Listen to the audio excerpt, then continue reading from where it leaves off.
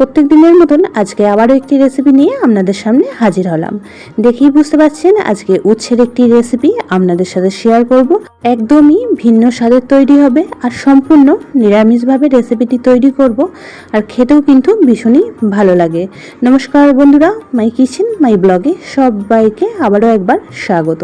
তো আজকে রেসিপিটি বানানোর জন্য এখানে আমি বেশ কিছুটা পরিমাণ করলা নিয়ে নিয়েছি। আপনারা উচ্ছে করলা যেটা দিয়েই হোক আজকের রেসিপিটি তৈরি করে নিতে পারেন।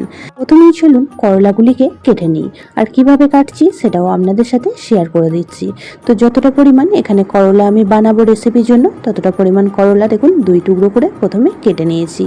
তারপর করলার বীজগুলি আজকের রেসিপিতে ব্যবহার করব না, তার জন্য একটা চাকুর সাহায্যে করলার বীজগুলি দেখুন ঠিক এইভাবে করে তুলে ফেলে দিচ্ছি। তো আপনাদের চাকু করে যদি কাজটা করতে অসুবিধা হয় সেক্ষেত্রে আপনারা চামচে করেও করে নিতে পারেন, তাতে করেও কিন্তু খুব সুন্দরভাবে বীজটা বের হয়ে যাবে।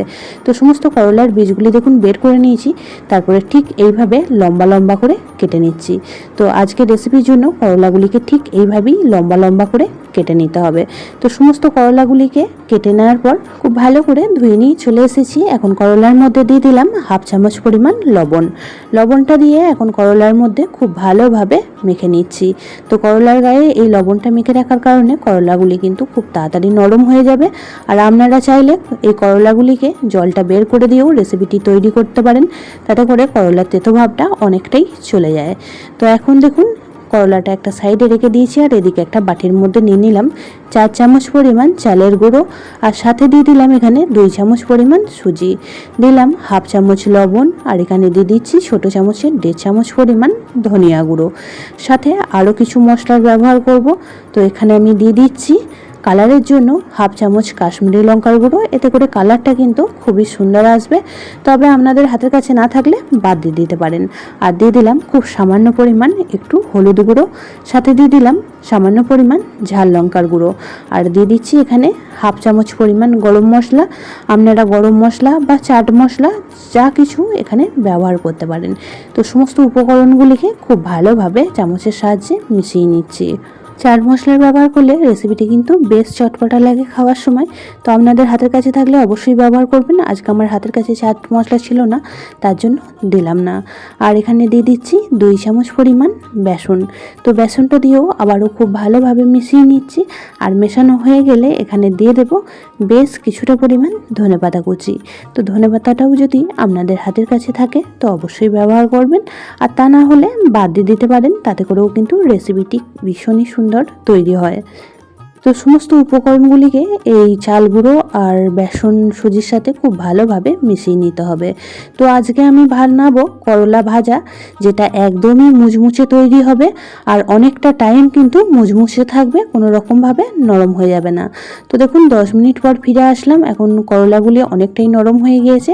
আপনারা চাইলে হাতে করে চেপে জলটা বের করে ফেলে দিতে পারেন, তবে আজকে আমি জল বের করব না, যেহেতু একদমই মুচমুচে করলা ভাজা তৈরি হবে, তার জন্য করলাটা কিন্তু একদমই তেতো ভাব থাকবে না। তো এখন করলাগুলি তুলে নিয়ে যে চাল গুঁড়ো সুজি সমস্ত উপকরণের সাথে খুব ভালোভাবে মিশিয়ে নিচ্ছি। এই মেশানো কাজটা খুব ভালোভাবে করে নিতে হবে, হাতে একটু সময় নিয়ে খুব ভালোভাবে মিশিয়ে নিচ্ছি। তো দেখুন মেশাতে মেশাতে খুব ভালোভাবে উচ্ছের গায়ে কিন্তু সমস্ত উপকরণটা খুব সুন্দরভাবে কোট হয়ে গিয়েছে। এখন করলাগুলি ভেজে নেওয়ার জন্য গ্যাসের মধ্যে একটা প্যান বসিয়ে দিয়ে দিয়েছি এখানে 4 চামচ পরিমাণ সাদা তেল। তেল খুব ভালোভাবে গরম হয়ে গেলে এখন মেখে রাখা করলাগুলিকে ঠিক হাতে করে এইভাবে ছড়িয়ে ছড়িয়ে দিয়ে দিচ্ছি। আমি একবারই ভেজে নেব, আপনারা চাইলে 2 বার করেও ভেজে নিতে পারেন। আপনাদের হাতে সময় কম থাকলে আপনারা ডুবো তেলেও কিন্তু এই করলাগুলি ভেজে নিতে পারেন, তবে আজকে আমি ডুবো তেলে ভাজি না, খুব কম তেলের মধ্যেই করলাগুলিকে ভেজে নেব। সমস্ত করলাগুলি দেওয়া হয়ে গেলে গ্যাসের ফ্লেম লো টু মিডিয়ামে করে দেব। তারপর এক পিঠ ভাজা হয়ে গেলে অপর পিঠটা উল্টে দেব। তো এইভাবে করলা ভাজতে হাতে কিন্তু বেশ একটু সময় নিয়ে ভাজতে হবে, তবেই কিন্তু মুচমুচে ভাজাটা হবে। আর গ্যাসের ফ্লেমটাও অবশ্যই করে লো টু মিডিয়ামে রেখে দেবেন, আর এইভাবেই কিন্তু উল্টে পাল্টে ভেজে নেব। পুরনো বন্ধুরা সবসময় আমার পাশে থেকে আমাকে এতটা সাপোর্ট করে এগিয়ে নিয়ে যাওয়ার জন্য অনেক অনেক ভালোবাসা।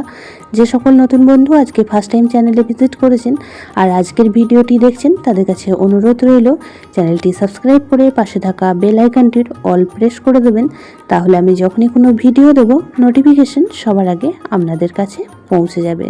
তো করলাগুলি দেখুন বেশ কিছুক্ষণ সময় নিয়ে উল্টে পাল্টে ভেজে নিয়েছি। গ্যাসের ফ্লেম লো টু মিডিয়ামে রেখেই আবারও বেশ কিছুক্ষণ সময় নিয়ে ভেজে নিতে হবে। তবে আপনারা ভাজাটা যেমন খেতে পছন্দ করবেন সেইভাবেই কিন্তু ভেজে নিতে পারেন। আজকে আমি একটু বেশি কড়া কড়া করেই ভাজবো, তার জন্য আরও বেশ কিছুক্ষণ সময় ভেজে নেব। এইভাবে যদি করলা ভেজে নেওয়া হয় অনেক টাইম পর্যন্ত মুচমুচে থাকবে, আর যেটা কিন্তু বাচ্চারাও ভীষণই ভালোবেসে খেয়ে নেবে। তো দেখুন করলাগুলি একদমই ভাজা হয়ে গিয়েছে। এখন গ্যাসের ফ্লেম অফ করে দিয়ে একটা পাত্রে নামিয়ে নিয়েছি।